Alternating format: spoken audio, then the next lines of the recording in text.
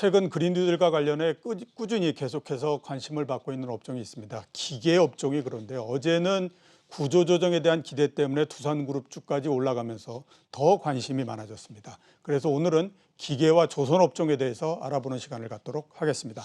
이동원 대신증권연구원 나오셨습니다. 안녕하세요. 예. 자, 먼저 기계 업종 전체적으로 알아보기 전에 그린뉴딜 쪽으로 한번 좀 좁혀서 여쭤보도록 하겠습니다. 그린뉴딜 관련해서 전력기계 업체들의 주가가 상당히 많이 상승을 했거든요. 이 부분들에 대한 전망을 지금 어떻게 보고 계십니까? 네, 먼저는 지난주에 있었던 1차 뉴딜 전략회의 대통령이 주재를 했었고요. 뉴딜 펀드 및 금융지원 방안에 대한 발표가 있은 후에 관련주들이 급등을 했습니다. 전력기계 업체에 속하는 LS일렉트릭, 현대일렉트릭, 효성중공업이 상승을 했고요. 풍력주나 수소 관련주들도 급등을 한 바가 있습니다. 당연히 밸류체인에 걸려 있는 애들은 중장기적으로 성장이 기대가 되고요. 다만 이제 어떤 절차를 거쳐서 어떻게 사업성이 나올지에 대한 거는 아직은 물음표가 많은 상황입니다. 예, 알겠습니다. 자, 말씀을 하셨으니까 한번 좀 여쭤보도록 하겠습니다. 풍력주가 최근에 많이 상승을 했습니다. 대표적으로 시장에서 얘기되고 있는 종목이 두산중공업인데 주가가 4,000원 부근에서부터 시작해서 2만 원 부근까지 올라왔으니까 거의 5배 정도가 상승을 한 겁니다. 그러니까 이게 앞에서 왜 우리가 무슨 성장주 이러면서 많이 얘기했지만 그 어떤 주식도 제가 봤을 때 이거만큼 많이 오른 거는 없다라는 생각이 들거든요. 역시 이제 소리 없이 강하다 이런 이제 생각이 많이 드는데 풍력 관련주에 대해서는 또 어떻게 지금 보고 계십니까? 네, 풍력주는 정부가 12기가와트 해상 풍력을 투자한다고 발표를 했고요. 대부분 다 국산 기자재를 쓰겠다고 얘기를 하면서 관련주들이 상승을 했습니다. 말씀하신 두산중공업 같은 경우는 당연히 풍력 대장주로 인식이 되고 있고요. 3메가와트랑 5.5메가와트 라인업을 갖고 있고 정부랑 같이 8메가와트 개발을 하고 있습니다. 정부의 에너지 전환 정책 때문에 원전이랑 석탄화력 발전소가 줄어들면서 타격을 입었었고요. 거기에 대한 디스카운트로 지금 채권당 관리, 실질적으로는 관리 상황에 있고 그만큼 가치가 줄어든 상황이었는데요. 사실 과거에 원전이 잘 나가던 시절에는 더 많은 그 시가총액 가치를 평가를 받았었는데 그렇죠.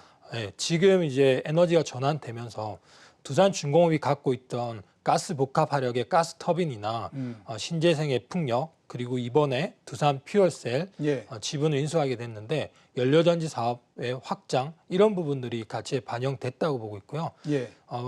국내의 에너지 포트폴리오상 이 라인업을 다 갖고 있는 업체가 두산중공업이 유일하고 매출 규모나 이 캐파를 최대 생산량을 감안했을 때 당연히 대장주로서 인식이 되고 있는 거라 평가됩니다. 일단 증자에 관해서는 뒤에 다시 여쭤보도록 하고요. 풍력이 나왔으니까 태양광에 대해서도 한번 좀 여쭤보도록 하겠습니다. 원래 관심은 태양광이 훨씬 더 많았었는데 최근에는 보면 그렇지는 않은 것 같아요. 풍력이 좀 더 이 관심도 많고 주가도 많이 상승하고 이러는 것 같은데 태양광 쪽은 지금 어떤 상태입니까? 네, 먼저 이제 풍력이랑 태양광의 차이를 보면 태양광은 소규모 사업자들이 작은 모듈을 가지고 사업을 할 수 있는 진입 장벽이 낮은 상황이라서 국내에 지방을 다녀보시면 소규모 태양광 사업장들을 많이 볼 수가 있는데요.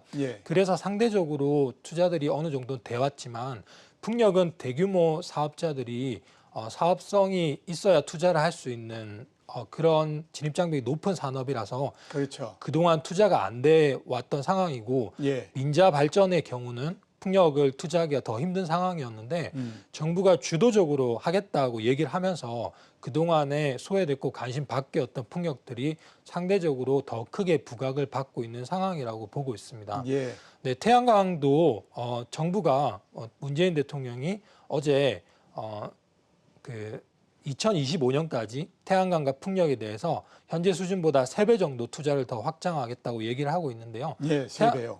태양광도 마찬가지로 대규모 사업장들이 늘어나면서 향후에 투자가 확대될 걸로 생각이 됩니다. 자, 그래서 우리 종합해서 한번 좀 여쭤보도록 하겠습니다. 최근에 이제 그린 뉴딜 관련한 주식들이 꾸준히 계속해서 상승을 하고 있는 상태인데요.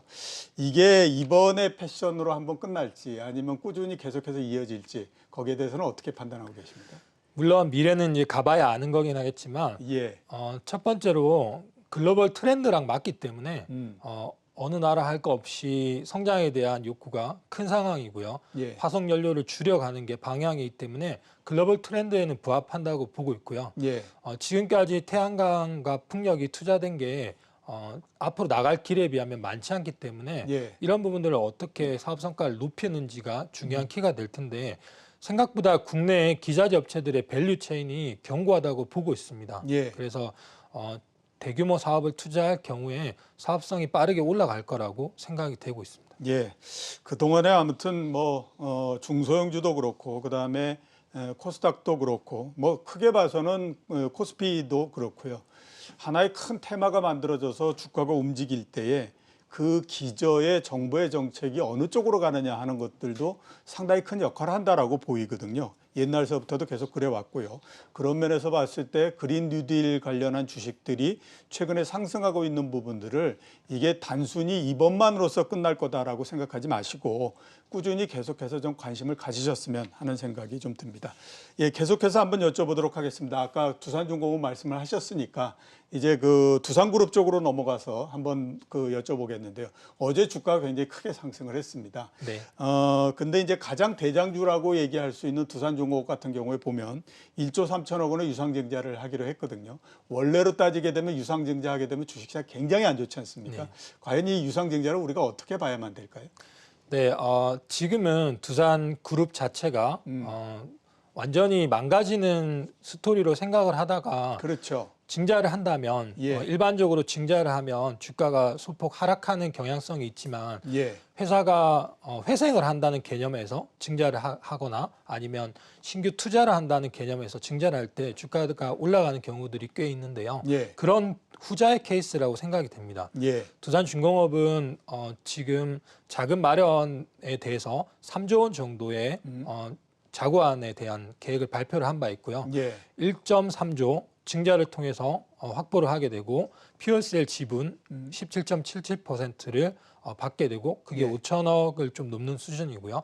두산인프라코어까지 매각하면 1조 정도가 추가로 들어와서 3조 원이 마련이 되는데 그러면 지금 앞서 말씀드린 것처럼 에너지 전환 정책 때문에 피해를 봐서 향후 2, 3년은 고생을 할 수 있지만 그 사이를 버틸 수 있는지가 문제였는데 버틸 수 있는 상황으로 넘어가게 되고 그 이후에는 성장 모멘텀인 가스터빈이나 풍력 같은 것들이 붙어주면 이제는 회사가 살아나는 거 아니냐. 그것만 가지고도 더 이상 회사가 이제 망가지지 않고 회복세를 보이겠구나. 이런 기대 심리들이 주가에 선반영됐다고 보고 있고요. 회사 자체도 이제는 고비는 다 넘겼다고 판단이 됩니다. 주가가 가장 좋은 게 그 구조 조정을 하면서 이 회사가 살아남을 수 있을 것 같다라고 하는 가능성을 보일 때가 가장 많이 올라가는데 두산중공업이 최근에 그런 케이스가 아니었나라는 생각이 좀 드네요. 자, 말씀하셨으니까 두산인프라코어에 대해서도 여쭤보도록 하겠습니다. 매각은 어떻게 지금 진행되고 있습니까? 매각은 예비 입찰이 지금 진행 중에 있고요. 언론에 언급됐던 현대중공업 지주나 현대건설기계, 하나그룹은 관심이 없다 이렇게 표명을 하긴 했는데 사모펀드들은 상당 부분 관심을 가질 거라고 생각이 됩니다. 이 두산인프라코어가 1년에 4천억 정도 에비타를 내고 있고요. 영업이익만 별도로 봤을 때 두산 바켓을 제외도 2,500억 정도를 벌고 있습니다. 충분히 돈을 잘 버는 회사고 시장에서도 MS를 잘 점유를 하고 있기 때문에 사모펀드 입장에서는 구조조정도 다 된 우량한 회사라고 판단을 하는 것 같고요. 매각은 잘 진행될 것 같은데 다만 이제 중국 법인에 대한 소송 리스크가 있는데 이 부분까지 밸류에이션에 감안해서 매각이 원활히 진행될 거라고 생각이 됩니다. 또 하나는 밥켓인데 밥켓은 지금 어떤 상태에 있습니까? 밥켓은 시장에서는 인프라코어랑 같이 통매각이 되느냐 마느냐 이런 얘기들이 있었고요. 현재 나온 바로는 두산인프라코어가 밥켓을 떼서 밥켓은 이제 두산중공업이 그대로 보유하고 인프라코어만 매각하는 거 방향으로 생각이 되고 있고요. 밥켓은 이제 개별 회사의 가치가 사업성에 대해서 평가가 될 거라고 보고 있습니다. 예, 알겠습니다. 자, 그 또 하나 최근에 관심을 많이 끌고 있는 그 기계업종의 소섹터가 방산주입니다. 그 외부에서 얘기가 나올 때마다 아무튼 남북 관계든지 뭐 미중 관계든지 얘기가 있을 때마다 한 번씩 움직였다가 또 멈췄다가 이런 형태인데요. 방산주 흐름하고 전망은 어떻게 지금 보고 계십니까? 네, 방산주는 일단 기본적으로 안정적인 예. 회사들입니다. 방산업 자체가 정부가 발주를 주로 하게 되고요. 예. 코로나19 영향도 거의 없기 때문에 안정적인 실적을 기록하는 회사들인데, 그렇죠. 상대적으로 요즘 이제 성장주가 부각되다 보니 이런 안정적인 종목에 대해서 소외되는 경향이 있고요. 최근에는 그 해외 수주나 국내 발주들이 늘어나면서 이런 부분들이 가치에 좀 반영된다고 보고 있고, 대표적인 게 하나 에어로스페이스의 호주 K9 자주포 최근에 이제 1조 수주가 될 거라고 얘기가 나왔고요. 그리고 차세대 구축함인 KDDX 사업이 지금 이제 계속 진행이 되고 있습니다. 이런 부분들이 부각될 거라고 보고 있고, 상대적으로 가치주들이 소외되어 왔지만 뭐 해외 상황들도 봤을 때 성장주가 계속 가는 게 약간 쉬는 구간에서는 가치주를 보는 것도 괜찮다고 보고 있습니다. 예, 그 방산주가 무엇보다도 아무튼 꾸준하게 이렇게 진행이 되지 않습니까? 뭐 갑자기 확 위축이 돼버린다든가 이런 부분들이 아니니까 아마 그래서 상당히 좀 관심을 모을 수 있는 게 아닌가라는 생각이 좀 들긴 합니다. 자, 기계주 전체적으로 연말까지 전략은 어떻게 지금 짜고 계십니까? 네, 단기적으로 봤을 때는 그린 뉴딜 테마, 이런 테마가 이제 장기적으로는 펀더멘탈에 반영이 되어 갈 텐데, 예. 종목들이 확대되어 가고 있고요. 이 종목들을 펼쳐서 또 어떤 게 연관성이 있을까 이런 걸 찾아보는 것도 의미가 있다고 보고 있고요. 예. 대장주를 시기를 조율하면서 매매를 하는 것도 의미가 있다고 보고 있고, 예. 장기적으로는 좀 눌려 있는 방산주나 건설 장비 같은 업체들을 보는 것도 괜찮다고 보고 있습니다. 예, 대장주 말씀하셨으니까 한번 여쭤봐야 되겠습니다. 기계주의 탑픽을 뭐로 지금 선정하고 계십니까? 네, 원래는 LS 일렉트릭 전에도 이제 추천을 드렸었는데요. 예. 지금 이제 단기적으로는 가치가 약간 많이 반영이 된 것 같고요. 지금은 이제 좀 눌려 있는 하나 에어로스페이스나 두산 밥캣 같은 종목들을 보는 게 좋다고 보고 있습니다. 예, 한화 에어로스페이스하고 두산밥켓 이렇게 말씀을 해주셨습니다. 예, 기계는 이 정도로 끝내기로 하고요. 조선주에 대해서 좀 여쭤보도록 하겠습니다. 우선 이제 조선주 하게 되면 건설과 함께 대표적인 수주 산업이지 않습니까? 그렇기 때문에 지금 이제 수주가 어떤 상태인가 하는 게 가장 관심일 수밖에 없는데요. 자, 그 수주 최근에 보면 우리나라 조선업이 세계 수주에서 1위를 차지했다라고 하는 얘기 상당히 많이 나오고 있는데, 최근 국내 조선업체의 수주 상태는 어떤 상태입니까? 네, 말씀하신 것처럼 7월에도 그렇고 지금 최근인 이제 8월에도 그렇고 국내 조선업체들이 글로벌 발주량의 1위를 계속 달성을 해서 중국을 제치고 2달 연속 1위를 하고 있는데요. 하지만 이제 실질적인 발주량이 많지는 않습니다. 보통 연간 많을 때는 6천만 CGT는 부가가치를 가중한 톤수입니다. 지금 현재 몇 년 동안은 보통 한 3천만 CGT 정도가 연간으로 나왔는데 7월에는 68만 CGT 그리고 8월에는 거의 86만 CGT 정도가 글로벌 발주가 나왔고요. 한국이 7월에는 50만 CGT 그리고 8월에는 거의 한 63만 CGT 정도에서 50에서 70% 정도를 점유를 하고 있습니다. 그래서 이제 1등을 계속 하고 있지만 의미를 생각해 보면 중국과 한국이 받는 선종이 다릅니다.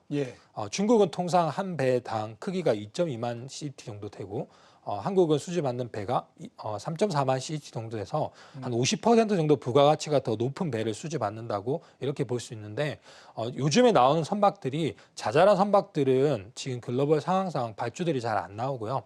계약이 오래전부터 협의가 됐던 큰 배들이 발주가 나오는데 이러는 부분에서 한국이 수주를 많이 하고 있기 때문에 그런 의미에서는 한국이 확실히 부가가치 높은 기술력이 높은 배들을 잘 수주받는구나 이렇게 인식할 수 있을 것 같고, 전반적으로는 발주가 아직까지는 좀 적구나 이렇게 볼 수 있습니다. 하반기 연말까지 수주도 이런 상황이 계속해서 이어질 수 있을까요? 네, 8월까지의 전체 수주 글로벌 발주량이 800만 CT 정도로 아직까지 부진한데 예. 남아 있는 것 중에는 기대해 볼 만한 것들이 있습니다. LNG선이 대표적이고요. 현재 얘기되고 있는 모잠비크 LNG 16척 정도가 예상되고 있고요. 카타르 LNG 6월 달에 술론 예약이 됐고 연말쯤에 일부 계약이 될 것 같고요. 예. 러시아의 아틱2 프로젝트 한 6척 정도가 발주가 나올 거라고 보고 있고 이 LNG선들이 부가가치가 크고 배들이 비싸기 때문에 이게 상당 부분 국내 수주에 도움이 많이 될 거라고 보고 있습니다. 예, 알겠습니다. 자, 마지막 질문을 좀 드리도록 하겠습니다. 그 조선업의 그 탑픽은 뭘로 지금 가지고 계십니까? 네, 조선업에서는 수주 잔고랑 아니면 재무 상황이 제일 우량한 한국조선해양을 추천을 드립니다. 한국조선해양이요. 옛날에 현대중공업. 맞습니다. 예, 알겠습니다. 오늘 나와주셔서 대단히 감사합니다. 감사합니다. 예, 지금까지 이동원 대신증권 연구원이었습니다.